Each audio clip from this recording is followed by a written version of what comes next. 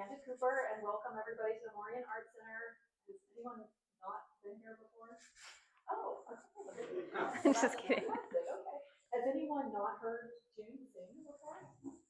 Wow. Okay. So, as you've probably gathered, if you don't already know, June is an amazing artist. She's a Renaissance girl. If she wasn't so amazingly sweet, I would probably really hate her. She just does everything well. And she's not only a friend, but she's also an amazing coworker. She's an amazing asset to the morning. She was pretty much everything around here. Graphic designer, radio host, all kinds of things. Event planner. She does it all, and she does it well. And to know her is to love her, as I'm sure all of you know. And this particular exhibition, we're so lucky to have here, not only because it's our June, but it was fun to help install it. I was going to say to organize it, but you really did everything. She's going to talk about all the details, but in the installing of it, from my point of view and doing all the wall text, I told her thank you because now I can answer so many crossword puzzles. Yeah. Answers that I couldn't before on what is Iowa state flower. Now I know, but I forgot to tell Kenny. No. It's on that side. I forgot. What is it? Wild rose. Oh, that's surprise. Whatever it was.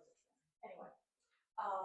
And I also feel like I had a part of it because June accompanied me on all of our fresh squeeze studio visits where we drove all over the state. Sometimes all day. Times, and she was embroidering furiously in the back seat, sometimes for 9 hours a day. So I feel like it was my kind of driving that it was.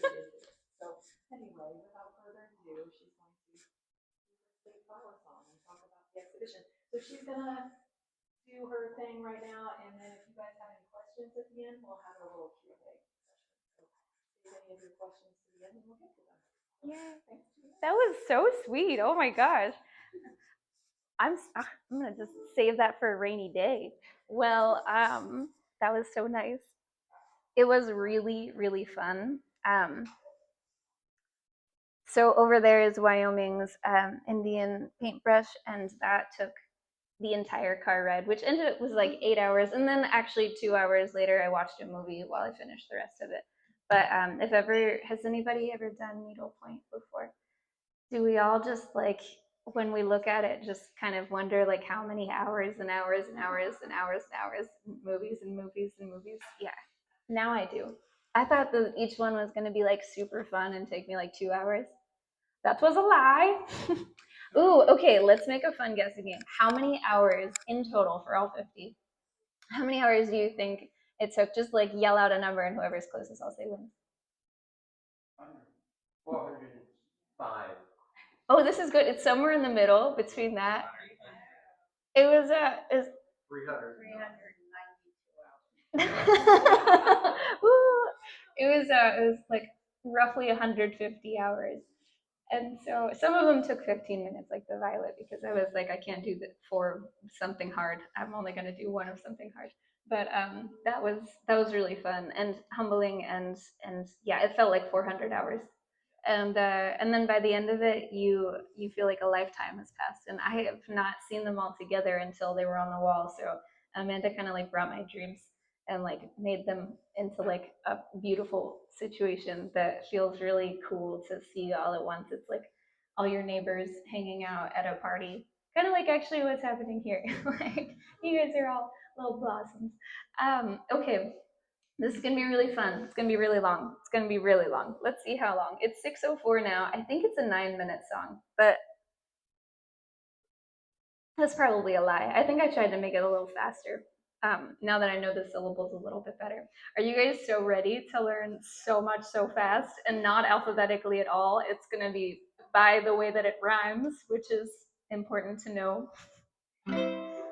Okie dokie, here we go.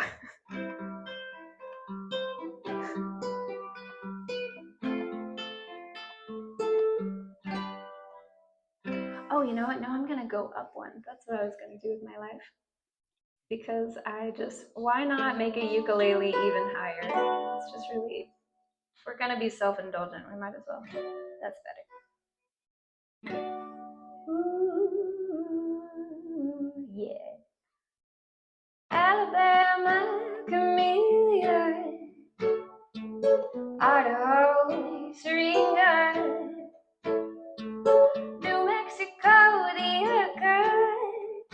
Louisiana, Mississippi, Magnolia.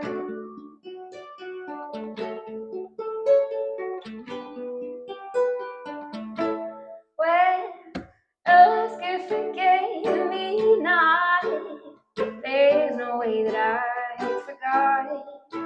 Then there's a quadrant, 4 states that share the violet.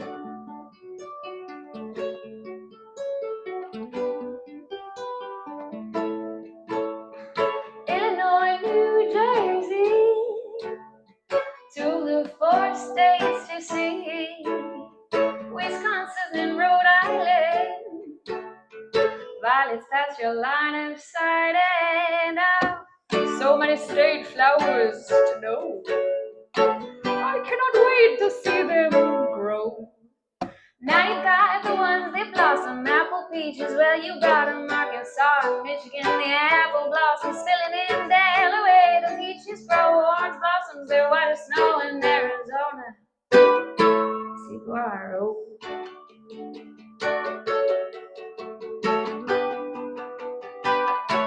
Oh, and California's got its poppies, Indiana's got peonies, Utah's filled with silelas. It doesn't matter how good they're smelling, so many state flowers to know. Can't wait to see them all grow. Colorado, Columbine, and Gold Rush, my lucky eyes, and then in South Carolina, yellow jasmine vines.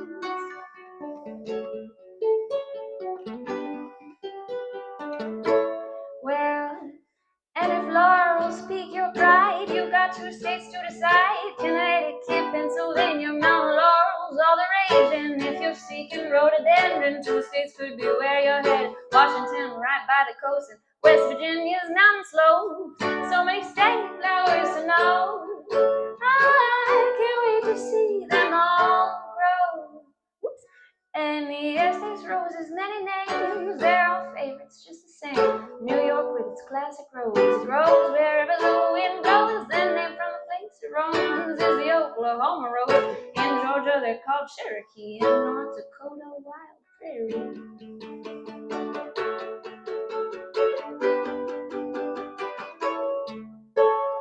Hawaii, hibiscus grow. Mount Ohio, as it's known. Nevada, the sagebrush thrives, bringing the landscape alive. So many state flowers to know. I just can't wait to see them grow.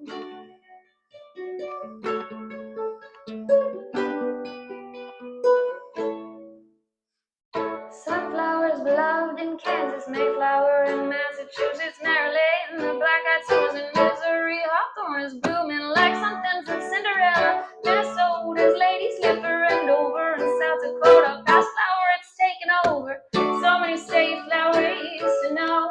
I just can't wait to see them grow.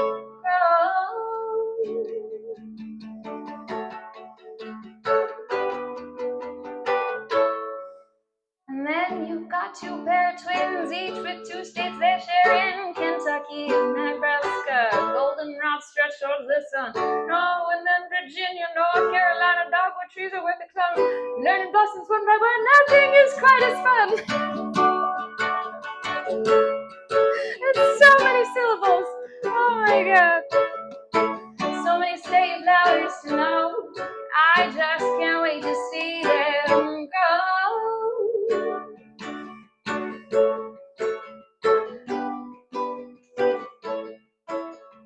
Maine's white pine cone and its tassel, Ohio's carnation dazzles, Montana with bitterroot, Texas bonnets and its boots, New Hampshire purple lilac shines, Oregon grape has a lovely vibe, Tennessee the Irish blossoms, their bouquet takes up a lot.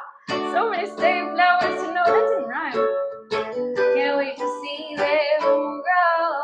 Now we reach the very end, Vermont, red clover it descends, while in Wyoming we will find Indian paintbrush so sublime.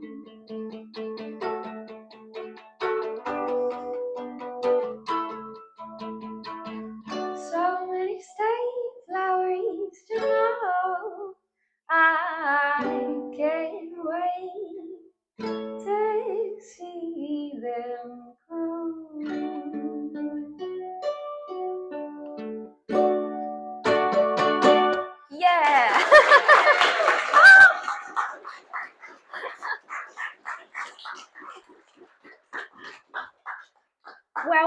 is so much fun.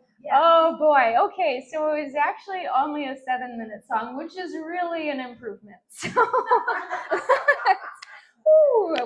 I was trying to kick up the pace because we would really be here for the whole hour. So that was so fun. Okay. All right. How will I quiz you guys? I don't know. That seems like a lot actually. I'm just gonna entrust that you guys all just know them. So surprise, surprise, because I'm so nice. Everybody that's here gets a prize. Yeah, I put it somewhere.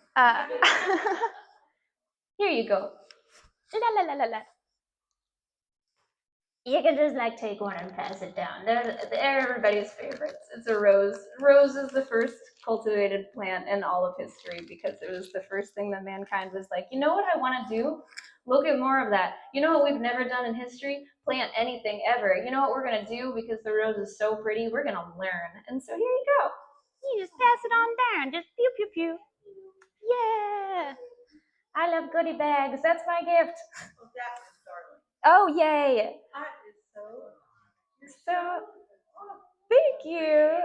This is one of my favorites. So that is the rose, and it is New York and Oklahoma's state flower, and it's also the birth month flower of June, and it's symbolic for passion. We all kind of know it is romance. Here's a little tidbit. The rose speaks for itself, really, or perhaps she sings. She's the velvet queen of the garden, the fragrant perfume of your bath, the bouquet for your suitor, and she's been long beloved for both her beauty and her benefits. You can sip rosehip tea to soothe your illness, or splash rose water to tone your skin. Culturally, she's one of the most cultivated flowers, and they used to have festivals for her. And she is made of Aphrodite's blood and tears, according to legend. So, boy oh boy, be nice to it because you don't want to piss off a deity. That seems like a bad thing to do. Um, just, according to most legends, when you do anything to anger the gods. Well, so there's a lot of really lovely people that I'm really happy are here, and I guess I want to give you a little bit of the story behind everything, and then I want to give you the chance to ask about your favorite stuff. All of them are my favorite. They're like my children. I have 50 of them now. That's a lot of children. And so thank goodness they don't need college. But what they did need was a lot of time and a lot of thought. Oh my gosh. They all kind of start out as like a list, right? So it was just an alphabetical list. They're in alphabetical order on here. And so I started with Florida, which is not really actually the first one, but I cheated because it's where we lived. So I liked it the most. And what I would do is kind of research the plant. Florida's easy because we all kind of grow up around it. I had an orange tree growing up, but that was where I would like sort of do homework and sort of just eat oranges and just kind of fall asleep in the branches. Oranges are really cool because they both fruit and flower at the same time. So unlike an apple orchard where you would go and it smells kind of like vinegar because all the fruits are fermenting, in an orange blossom area or in an orange orchid, it's just all fragrant still. It almost smells you know what an orange blossom smells like, kind of something between jasmine and orange blossom honey, which is delicious.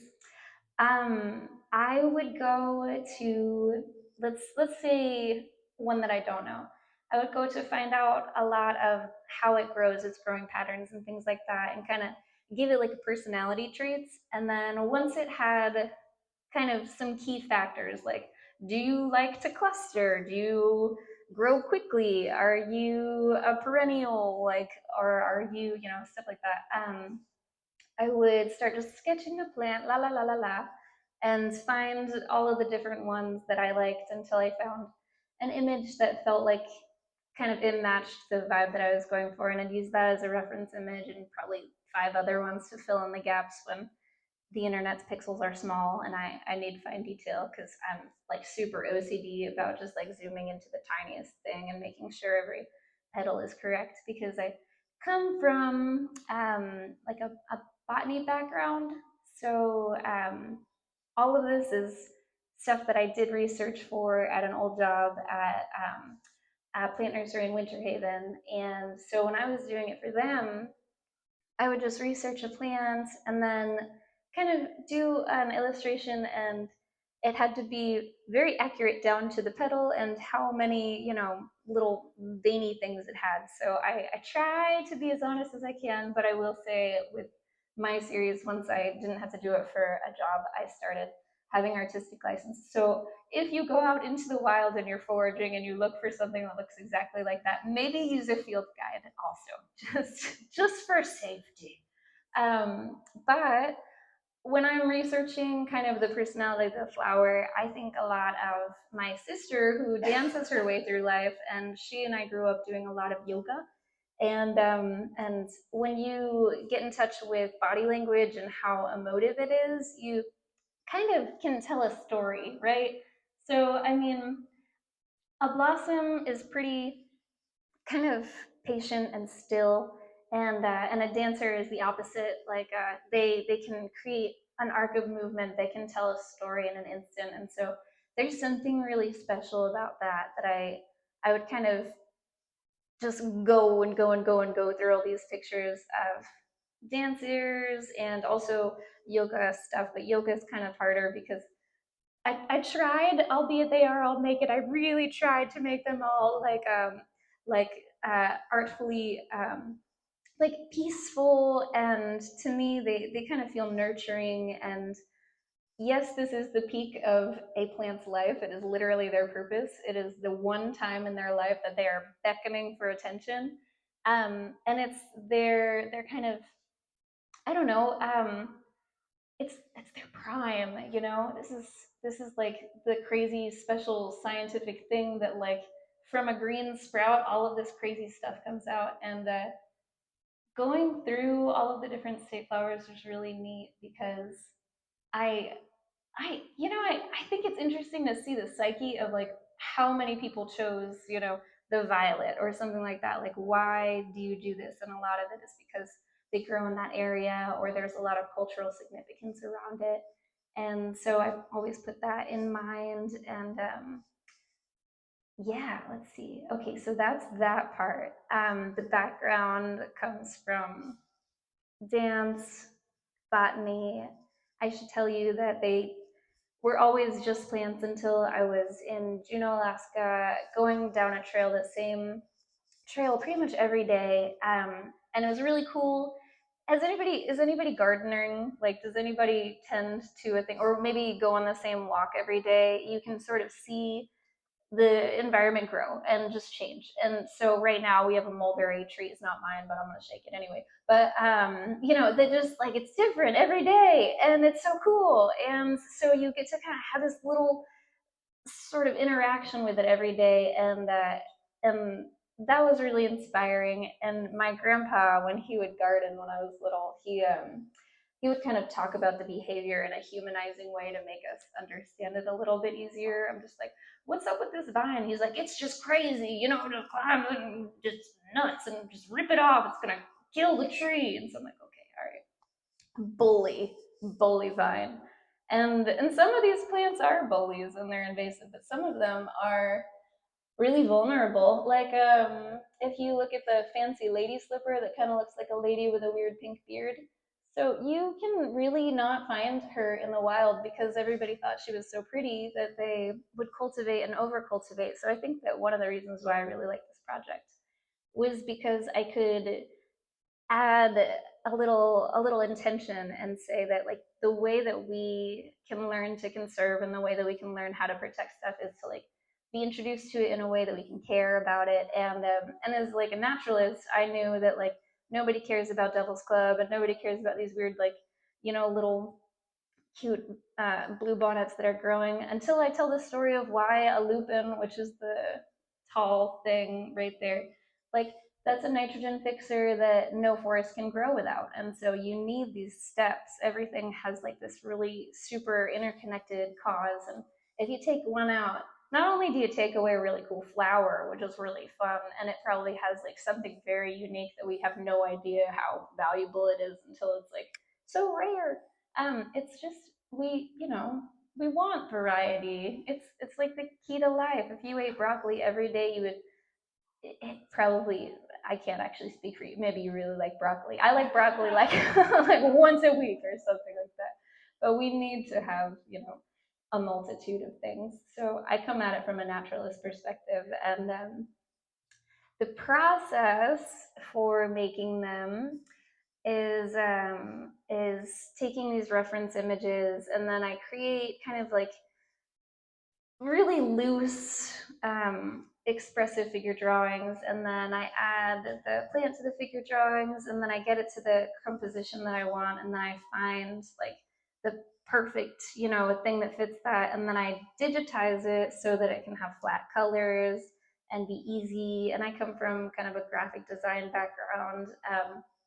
I worked at a screen printing shop for a few years, and there we kind of just were like, one color, that's it, like just try to tell a story in one color, because it's so much more work. It's twice the amount of work every color, and it's, you got to like send it through the dryer, and registration is kind of annoying. And so my goal at the beginning was to do everything with one color, but my 4 color max is because I want to be able to screen print all of these by myself, and be able to do a 4 color registration when I want to.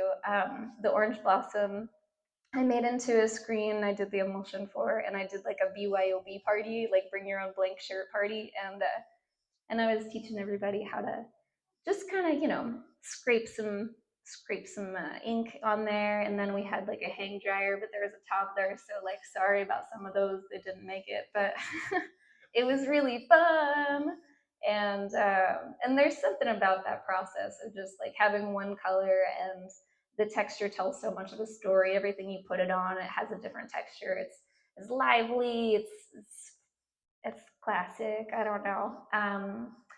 When I was making them, I would say I got better at time management with it. Like, I don't know. Figures are so tricky, and we move in such mysterious ways, and some of them are like confusing. Like, there's this one that's got a sunflower. You can see it. Its hand is like huge. And perspectives, if anybody draws perspectives, we all love them and we all hate them. And they're important to have as a challenge. But when you are doing it, it feels so haphazardous. And then when it actually comes together and you can look back at it and be like, oh, that worked, it's really satisfying. So little things like that kind of came in. You get bored of just drawing someone standing, so you start kind of being like, now this one will have weird hands or whatever. And 2 hours later they have like 4 fingers. um i I think that what you are seeing in front of you is probably the 18th to 30th version of what it started out as. And I think that that's like kind of where the underpainting comes in. I don't know what the colors are going to be, but the cool thing is I'll make the composition, but then on this thing I can just change it. And so I've had really a lot of fun. Like the violet, you can see has like 4 different background colors and like different color varieties. And I that would take so long to do on paint. So I'm like, it's kind of my like superpower speed tool. It does make me feel a little bit lazy, but it's really satisfying to get done when you have a big project. I gave myself, oh, wait, let's guess. Okay, how long do you guys think it took me to illustrate all of the 50 stage drawings? If you know, don't say it. Okay, all right. Well, so I did one a week, and it was 50 state flowers in 52 weeks. And actually, some of them repeat, so really it's only like 48, but we don't have to talk about that. And when they were done, I was like, oh, wouldn't it be so fun to make them all one of a kind? I think that, I really like the softness of thread. I'm going to embroider all of them. And so I started out with really simple embroideries, and they did take maybe like an hour or two, but then you get bored. And nothing says gung ho like trying a new stitch and not making any margin for error. I'm not a person that goes into something lightly. I go into things and I'm just like, oh heck, let's just do it. if you're gonna see me screw up on this. So like every stitch that you see, there is no practice. This is all me learning it on that. And so some of them are really, really like messy on the bottom and they get organized. My friend Taylor, like I was probably done with like 12 of them before I learned that you could split a a like a thing of floss. There's 6 of them apparently on one. Holy cow! It's so tidy. It takes 6 times as long, but it looks a lot better. It does. The orange one, you guys, since you're here, you guys are close kin and you can know my secrets. The out one, they all have like, they look like rope kind of on the outside ones, and then they look like a beautiful stream of satin, and it's because I learned how to split after I did the outside. So like things get better as they go. And I think that as it was all coming together, there's some things that I really like and I repeated. Does anybody in here know? Has anybody ever seen like the different knots that you can make? There's like bullion knots, French knots, spiderweb knots. I can make a whole song about knots. Some knots are so fun and some knots are so mean. And the French knot is really nice, but like I have wasted so many hours of my life and so much thread that I will never get back trying to make bullion knots, and I won't do them. You can't make me. I 0% chance is that happening. But do I have so much respect for people that make doilies? I do. I have like a lot of respect for people that make doilies, because they take so long. I really enjoyed stitching. I could talk to you about different, elements in that if you are nerdy about thread, but there are probably some things that I haven't thought to tell you guys. I'm trying to think of what I haven't thought to tell you. I feel like that's pretty, it's a lot of it. If you are like, June, tell me about this flower, I'll be like, hold up real quick. I will tell you about this flower. And also, you can learn about all of them. There's a QR, and it just literally goes to the website that I'm reading all of this from. I just put a little paragraph of each one so that it just makes your life easy, and it's fun to learn about each one, and take your time because this is a short amount of time, but you can just take a picture of that. Okay, all right. Question time. Does anybody? Oh wait, you. Okay, Amanda has questions because Lala was asking me to remember questions. Yeah. Hmm. Yeah. I think that it's like kind of this funny thing where I know what everyone else's favorites are, but like my favorite ones to make versus the ones that I like to look at. I don't know. I really like Alaska because it's like the only one that incorporated the state flag into it. You know, the state flower of Alaska is the forget me not, and the Alaska state flag is the Big Dipper. And so they're just kind of like playing ball with the Big Dipper and running through a field. So it's fun, and that is just the one that I used for the icon, just because it's dark and moody, and I like that about it. Yeah, and also I enjoyed discovering them in Alaska. They were probably one of the first flowers that I would just see on the side of my yard, like start from nothing and turn into these explosive buds, and they just take over. And so I was thinking, oh, dance troupe, like here we go, frolic in the fields, young ladies. And so that one's my favorite. Um, there are some that are like culturally interesting, like the rose is definitely culturally like people enjoy it. I think there's a lot of symbolism in a rose, and so I spent a lot of time not making it because I was like, oh god, I can't screw this one up, cannot screw this one up, and then I made it too top heavy, and I was like, I screwed it up, and so I just like turned it upside down and I made it into a card, and then it was like a Bob Ross happy accident. I was like, this is kind of fun, and so she's the queen of hearts because that's what a rose is. So that's kind of fun. Yeah. Let's see. What can I tell you? Should I tell you about? Oh, I don't know. I don't know. This is the part where I just blabbed for a long time, so I don't know. Yeah. Did you do these in any particular order? Yeah, I tried to do them alphabetically because there's something really satisfying about going through a list and just being like, and then sometimes like a flower would look too much like another flower, and so I'd skip it. Or sometimes they're like really annoying flowers, like really pain in the butt flowers, and I would skip them. Like I boop boop boop boop boop. Like the poppy is like such a beautiful flower, and I love drawing poppies, and I had so much fun drawing so many poppies, but I just could not figure out the composition of it, so I just put it away.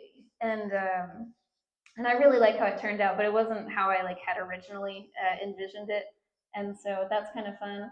Um, Mostly in order. Some of them, I'm not gonna lie to you guys, some of them were already done, and that was my favorite.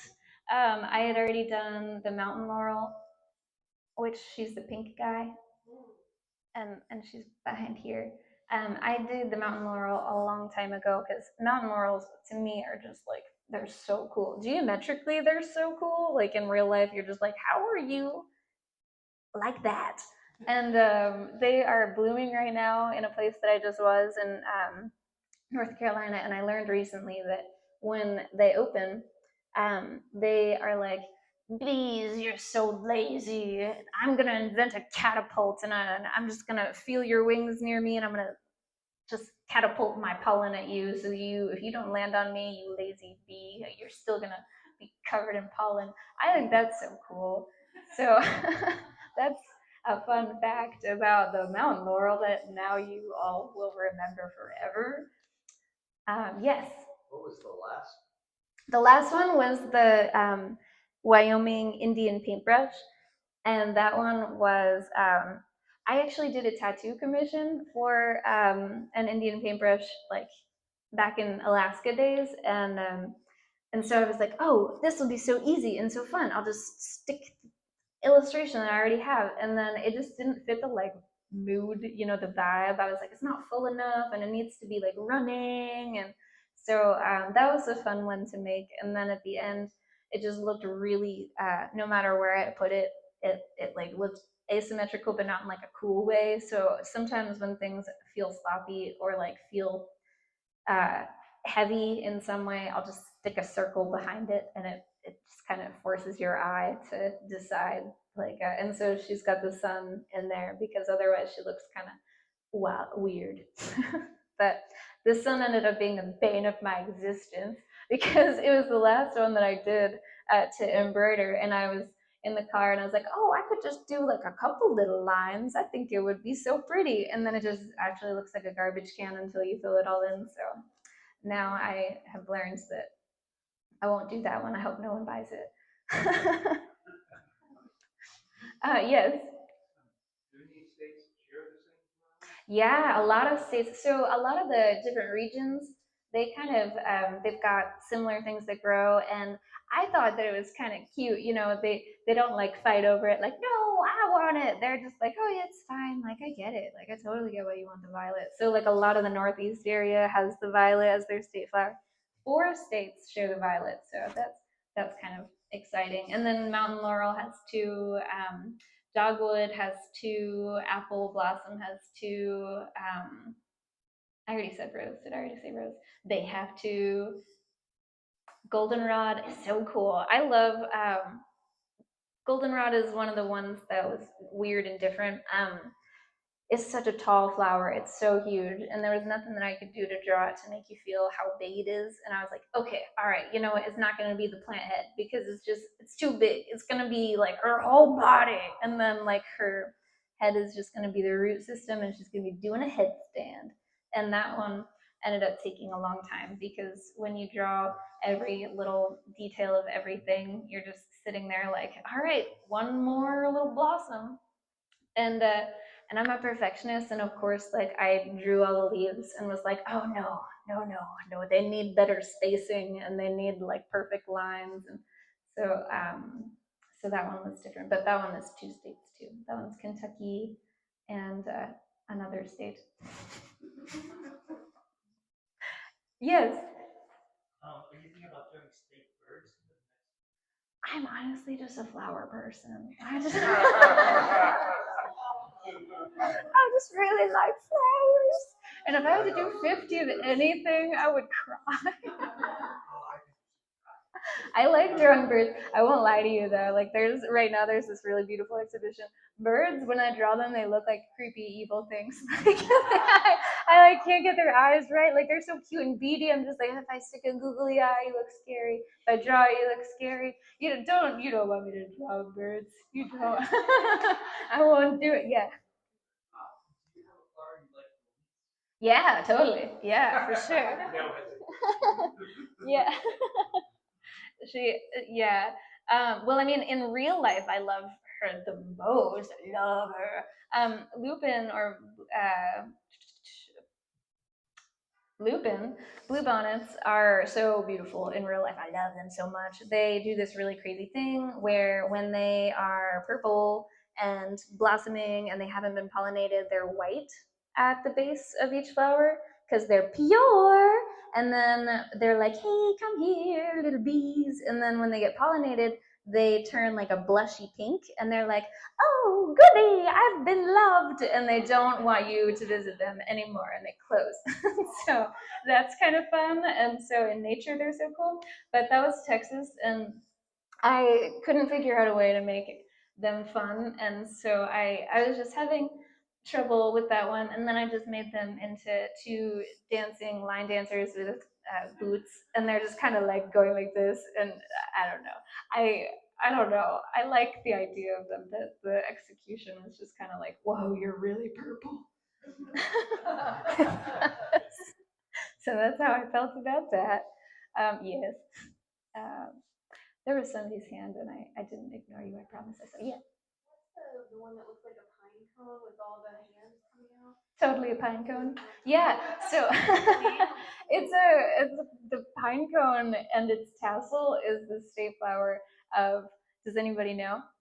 Yeah. Oh yeah. Yeah. Go you guys, winning.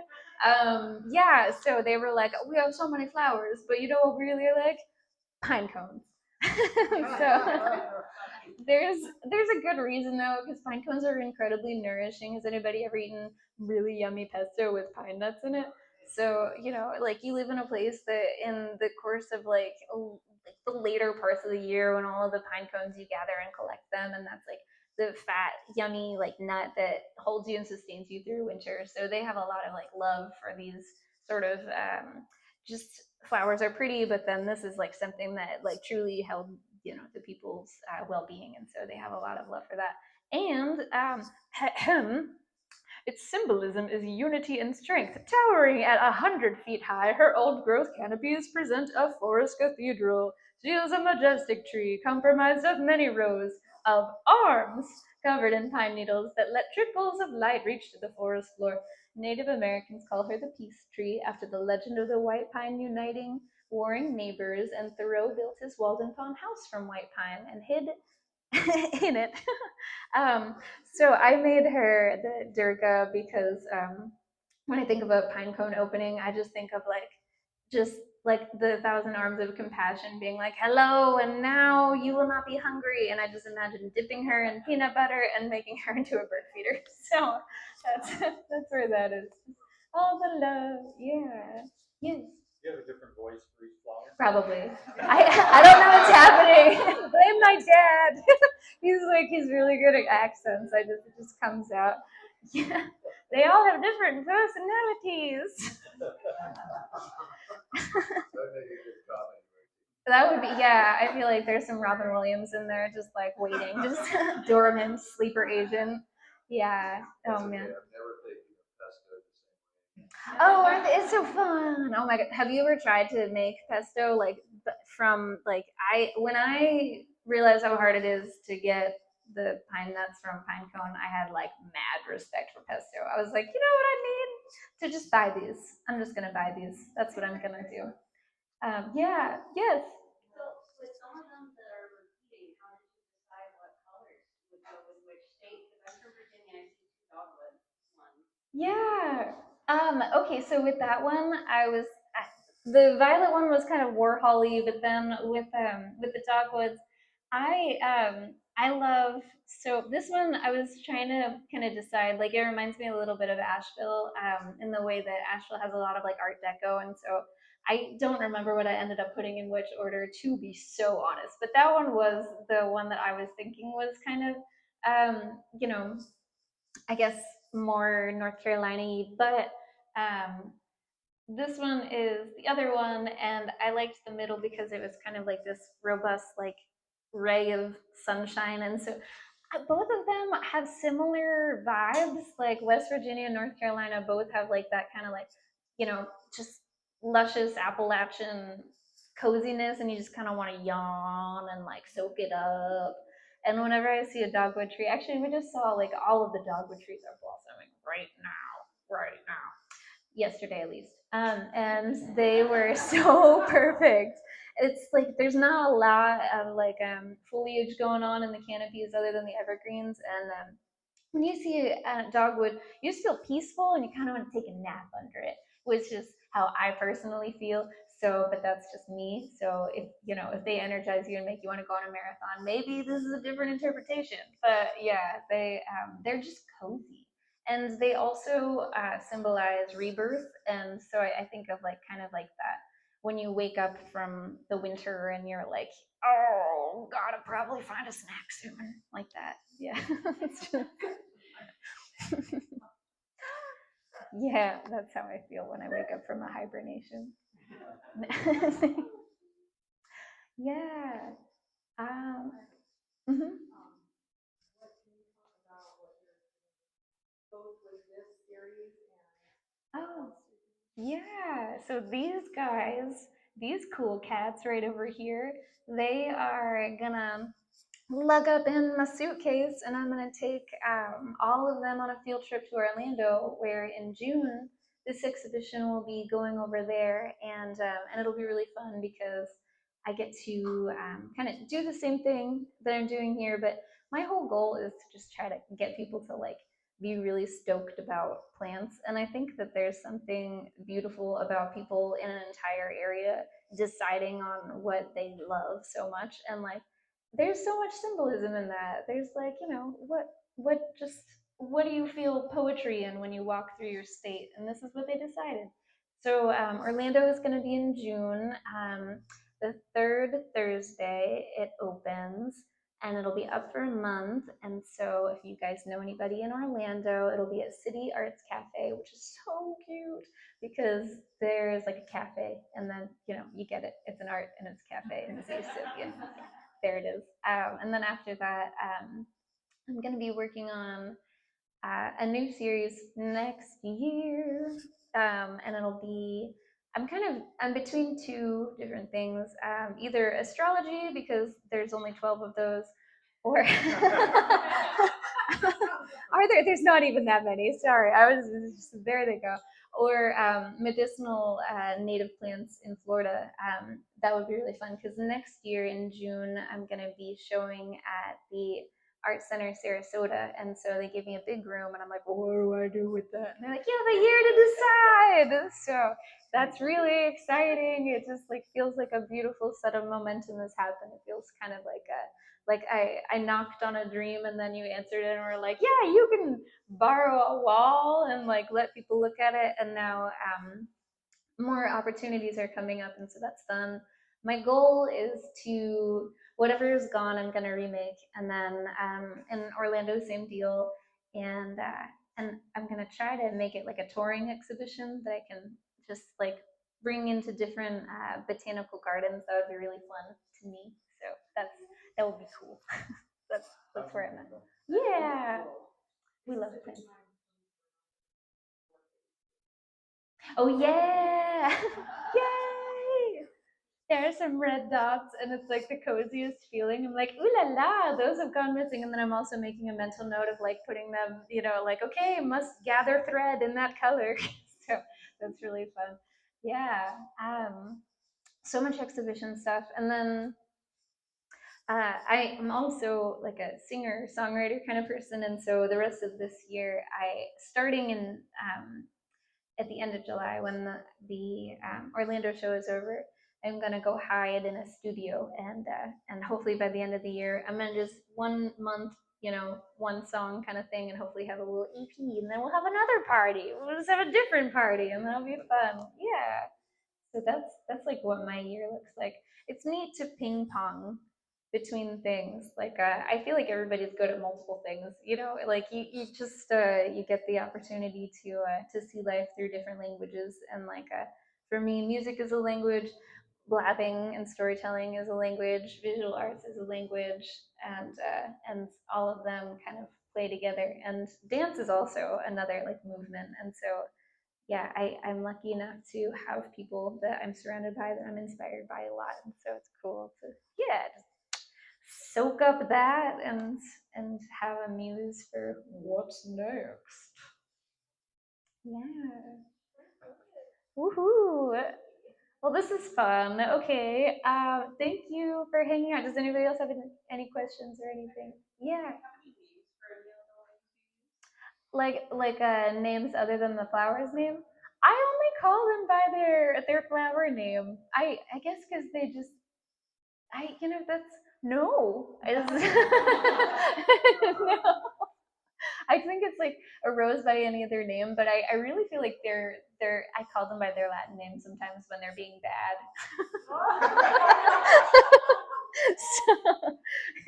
So, oh, Cornus Florida. Oh no. But I don't have the accent right, so sometimes they just don't listen. They're just like whatever. But that's a good question. Yeah, they all have like different little personalities. Yeah. Oh, I mean, so Alaska has like a little spot in my heart because it's just like a little dance troupe. But I mean, also with that said, like they all have different things that I love about them, and they all have things that are confusing. Like, mm, they all have stories too. Some of them just legitimately, like when I was drawing them, I like them because they remind me of a time that like gave me something that I needed. All of this is like medicine for me. Like I can tell you kind of like what I was up to while I was drawing these. Like I was in Texas when I drew the saguaro, which is Arizona, but and I was just like kind of thinking about like being strong in an element, and like when the desert isn't really like on your side, you still are kind of like thriving and deciding to be strong. And so I don't know, some of the stories in them make them my favorites, but like aesthetically speaking, I really like the that one. Forget Me Not, Alaska. Yeah. And it also makes me feel really smart that sometimes I can remember all the state flowers. And so it's so like, oh man, this is the only way that I will ever win trivia. This is the only subsect. Yeah, like here I am. Don't give me anything else. But yeah, that's really fun. Yeah, yeah, I like learning what everybody's favorites are. It's fun to see like when someone will like be on June Budge Studio and like things. I'm like, oh, you chose those. It's like when you go to a grocery store and you're like, oh, you are having that for dinner. You're like, oh, this is your little palette and your little personality. And everybody chooses different things, which is fun. But most people from Florida always choose the orange. So don't worry, I'll make more. Well, it's been really fun. Thank you so much, everyone.